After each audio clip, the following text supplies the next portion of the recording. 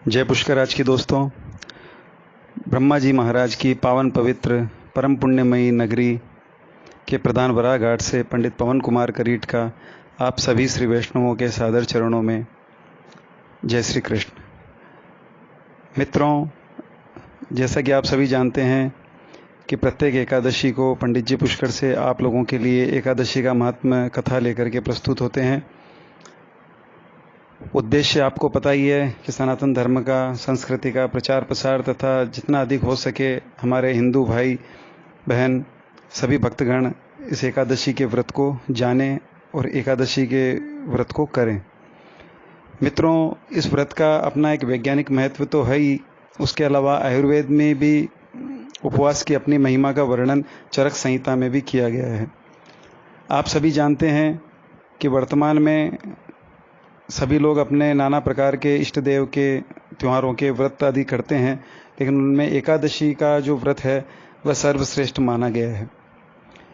एकादशी का व्रत वैसे तो निराहार रह के, निर्जल रह के भी किया जाता है, लेकिन क्या है कि कई लोग किसी रोग के कारण या शरीर में सामर्थ्य नहीं होने के कारण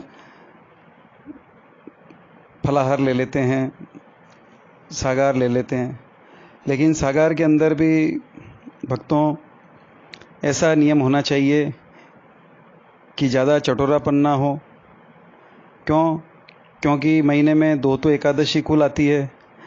अब 15 दिन पहले से ही एकादशी के व्रत की तैयारियां शुरू हो जाती है कि एकादशी आ रही है, राजगिरे का हलवा, साबूदाना, भग्गर वगैरह घर में इकट्ठा कर लिया जाता है। सिंगाड़े का आटा, राजगिरे का आटा ये बनाना है, पूड़ी तलनी है, घी के अंदर खीर बनानी है, खोया बनाना है।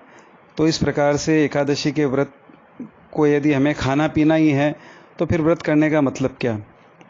आपके लाभ के लिए पंडित जी पुष्कर से निवेदन कर रहे हैं कि आप अगर एकादशी का शांत मन से और मन में दृढ़ विश्वास रखे, भगवान की भक्ति को ध्यान में रखते हुए अगर व्रत करेंगे तो उस दिन आपको वाकई भूख नहीं लगेगी। ये मेरा निजी अनुभव है। तो हो सके तो केवल जलपान करके, अन्यथा कुछ फलाहार लेके या थोड़ा बहुत सागार लेकर के इस व्रत को किया जा सकता है। एकादशी के दिन अब हम इतने चटोरे हैं कि हमने नमक की जगह सेंधा नमक का विकल्प ढूंढ लिया कि नमक नहीं, हम तो फलाहारी नमक खाते हैं। लेकिन भक्तों, नमक जो है उसको खाने से क्रोध की वृद्धि होती है। मिर्च खाते हैं तो मिर्च से लोभ की वृद्धि होती है। मीठा खाते हैं, मीठा खाने से और दूध के जो आइटम होते हैं, रबड़ी, मलाई, मावा, दूध इत्यादि, ये खाने से मोह बढ़ता है। अतः व्रत के दिन नमक का, मिर्च का, मिठाई का, दूध की बनी हुई वस्तुओं का अधिकाधिक प्रयोग करने से हमारे मन में नाना प्रकार के कुत्सित विचार आते हैं, लोभ की प्रवृत्ति आती है, तो जिससे हमारे जो व्रत करने का उद्देश्य है वह कहीं ना कहीं पूरा नहीं हो सकता है। अतः यह महापुरुषों का, हमारे ऋषि मुनियों का, साधु संतों का अनुसंधान है कि साधना करने के लिए मन के ऊपर नियंत्रण आवश्यक है। इसी से साधना में उन्नति होती है। और हमारी वैष्णव परंपरा में मित्रों 3 प्रकार की निष्ठाएं बताई गई है: नाम निष्ठा, तुलसी निष्ठा और एकादशी निष्ठा। वैष्णव भक्ति की परंपरा में भगवान का नाम जप करके और भगवान के नाम में श्रद्धा रख के जितना अधिक हो सके नाम जप करने से यह नाम निष्ठा कहलाती है। उसके अलावा श्री वैष्णव भक्त को तुलसी मैया के अंदर निष्ठा रखनी चाहिए, तुलसी सेवा करनी चाहिए, तुलसी माता को जल सींचना चाहिए, तुलसी माता की पूजा करनी चाहिए, तुलसी माता को नमस्कार करना चाहिए और तुलसी माता के सानिध्य के अंदर ही भजन पाठ करना चाहिए। और उसके अतिरिक्त होती है सबसे बड़ी एकादशी निष्ठा। जो वैष्णव भक्त होता है, भगवान नारायण की कृपा के लिए उसको आस्था रख के अपने मन पे, शरीर पे, भावनाओं पे नियंत्रण करके एकादशी का व्रत निष्ठापूर्वक करना चाहिए। अब एकादशी किस प्रकार की जाती है ये आप सभी जानते हैं। दशमी को एक समय भोजन करें, अगले दिन एकादशी के दिन प्रातःकाल स्नान करें। स्नान करने के लिए कुएं का स्नान निम्न श्रेणी का है। बावड़ी में अगर स्नान करते हैं तो वह मध्यम श्रेणी का बताया गया है, किसी पोखरे में, तालाब में जाके स्नान करते हैं तो वह, नदी में स्नान करते हैं तो वह उत्तम श्रेणी का बताया गया है। और यदि किसी तीर्थ में स्नान करने का अवसर प्राप्त हो, गंगा, यमुना, पुष्कर इत्यादि तीर्थों में, तो वह तीर्थ का स्नान सर्वोत्तम माना गया है। जहाँ स्नान करें वहाँ किसी भी जल जीव जंतु को पीड़ा न हो, वही स्नान सर्वश्रेष्ठ माना गया है। यदि आप कहीं बाहर नहीं जा सकते हैं तो घर पे ही जल को शुद्ध कर, छान कर शुद्ध कर लिया जाए तो वह घर का स्नान भी श्रेष्ठ बताया गया है। एकादशी के दिन मित्रों, क्रोध का, लोभ का, असत्य भाषण का, निंदा का, चुगली का त्याग करें तथा एकादशी के दिन पाखंडी, पराया धन हरण करने वाले, पर स्त्रीगामी, दुराचारी, जुआ खेलने वाले, शराब का सेवन करने वाले व्यक्तियों से वार्तालाप न करें। भगवान केशव की पूजा करें। धूप, दीप, पुष्प, नैवेद्य, फल, दीपक इत्यादि अर्पण करें। घर में भक्ति युक्त मन से घी का दीपक जलाकर रखें। एकादशी के दिन मित्रों, निद्रा का एवं मैथुन का त्याग करें। भक्तिमय धर्मशास्त्र की चर्चा में दिन भर अपना व्यतीत करें। रात्रि में भगवान का जागरण करें, भजन करें, कीर्तन करें। ब्राह्मणों को अगले दिन दक्षिणा देकर प्रणाम करें और अपने द्वारा की हुई त्रुटियों के लिए क्षमा मांगें, क्योंकि ब्राह्मण को पृथ्वी का देवता माना गया है। जो पुण्य तीर्थ स्नान करके भगवान गदाधर श्री विष्णु का दर्शन करने पर और 4 लाख गोदान करने पर प्राप्त होता है, वही एकादशी के दिन ब्राह्मण को प्रणाम करके दान दक्षिणा देने से प्राप्त होता है। जो महत्व प्रभास क्षेत्र के अंदर सूर्य और चंद्र ग्रहण के समय दान करके जो पुण्य फल प्राप्त होता है, उस फल से भी कोटि गुना अधिक फल एकादशी करने वाले को प्राप्त होता है। केदार क्षेत्र में जल पीने से पुनर्जन्म नहीं होता है, ऐसा हमारे शास्त्र मानते हैं। वही फल एकादशी का व्रत करने से प्राप्त होता है। एकादशी का व्रत करने वाले मनुष्य को कभी गर्भवास धारण नहीं करना पड़ता, क्योंकि यह गर्भवास का निवारण करने वाली तिथि है।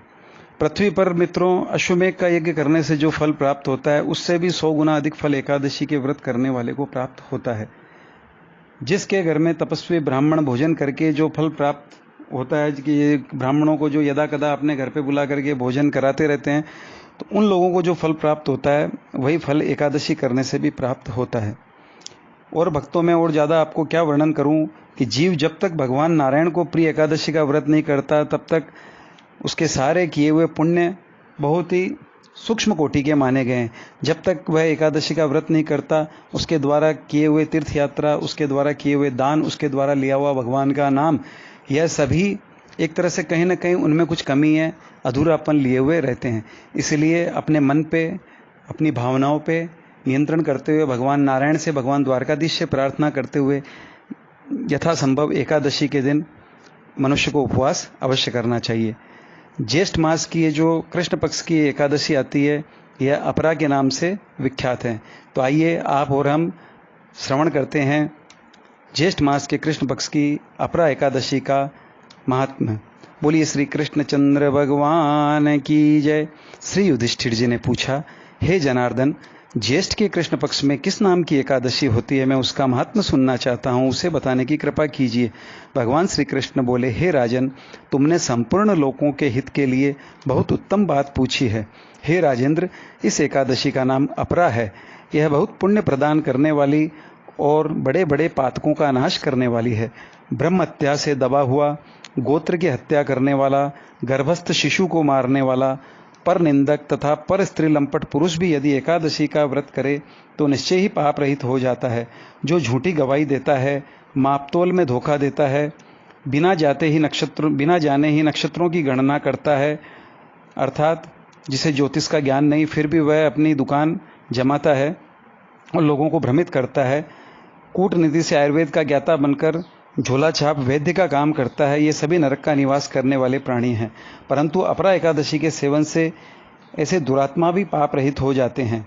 यदि क्षत्रिय क्षात्र धर्म का परित्याग करके युद्ध से भाग खड़ा होता है तो वह क्षत्रियोचित धर्म से भ्रष्ट होने के कारण घोर नरक में पड़ता है। जो शिष्य विद्या प्राप्त करके स्वयं ही गुरु की निंदा करता है, जिससे विद्या प्राप्त की होती है उसी गुरु की बुराई करता है, वह भी महापातकों से युक्त होकर भयंकर नरक में गिरता है। किंतु अपरा एकादशी के सेवन से ऐसे महापापी मनुष्य भी सद्गति को प्राप्त होते हैं। माघ मास में जब सूर्य मकर राशि पर स्थित हों उस समय प्रयाग में स्नान करने वाले मनुष्यों को जो फल प्राप्त होता है, वह जो काशी में शिवरात्रि का व्रत करने से जो पुण्य प्राप्त होता है, गया में पिंडदान करके पितरों को तृप्ति प्रदान करने वाला पुरुष जिस पुण्य का भागी होता है, बृहस्पति के सिंह राशि पर स्थित होने पर गोदावरी में स्नान करने वाला मनुष्य जिस पुण्य फल को प्राप्त करता है, तथा बद्रिकाश्रम अर्थात बद्रीनारायण केदारनाथ यात्रा के समय भगवान शिव का दर्शन केदारनाथ में करने वाला जिस पुण्य को प्राप्त होता है, वह सूर्य ग्रहण के समय कुरुक्षेत्र में दक्षिणा सहित यज्ञ करके हाथी घोड़ा और सोना दान करके जिस पुण्य फल की प्राप्ति होती है, वही फल एकादशी के सेवन से भी मनुष्य फल प्राप्त करता है। अपरा एकादशी को उपवास करके भगवान वामन की पूजा करने से मनुष्य सब पापों से मुक्त हो श्री विष्णु लोक में प्रतिष्ठित होता है। इसको पढ़ने और सुनने से सहस्त्र गोदान का फल प्राप्त होता है। बोलिए श्री कृष्ण चंद्र भगवान की जय, एकादशी मैया की जय, भक्त और भगवान की जय, श्री ब्रह्म पुष्कर राज महाराज की जय। मित्रों, आप सभी से निवेदन है कि हम जो एकादशी के दिन जो महात्म्य प्रेषित करते हैं, आप अधिक से अधिक इसका प्रचार प्रसार करें, ताकि वर्तमान में जो सनातन धर्म का ह्रास हो रहा है और नई आने वाली पीढ़ी हमारे सनातन धर्म की विभिन्न परंपराओं से अनजान है, उन्हें अधिक से अधिक हमारे हिंदू धर्म के व्रत, उत्सव और त्योहारों के बारे में जानकारी मिले और नई पीढ़ी भी ज़्यादा आनंद लेकर, ज़्यादा उत्साह के साथ में हमारे सनातन धर्म के व्रतों उत्सवों का अनुष्ठान करे, ताकि उनका आने वाला भविष्य मंगलमय हो। यही हेतु है। अतः हमारे चैनल को सब्सक्राइब करें, शेयर करें, तथा यदि इसमें कोई आपको त्रुटि नज़र आती है, कोई कमी नज़र आती है, तो छोटा भाई समझकर मार्गदर्शन करें, जिससे कि आने वाले वीडियोस के अंदर हम हमारे जो भी प्रस्तुतिकरण है उसमें इसका उचित सुधार कर सकें। आप सभी का आने वाला समय मंगलमय हो। आप सभी को अपरा एकादशी की पुनः अनेक अनेक शुभकामनाएं। भगवान द्वारकाधीश, भगवान पुष्करराज महाराज के आशीर्वाद से आप सभी स्वस्थ रहें, मस्त रहें, व्यस्त रहें, अपने घर पर रहें और भगवान नारायण की और द्वारकाधीश की कृपा आप और हम सभी मानवों पर, सभी जीवों पर बनी रहे। बोलिए श्री द्वारकाधीश की जय, श्री ब्रह्म पुष्करराज महाराज की जय, अपने अपने माता पिता की जय, अपने अपने गुरुजनों की जय, सत्य सनातन धर्म की जय।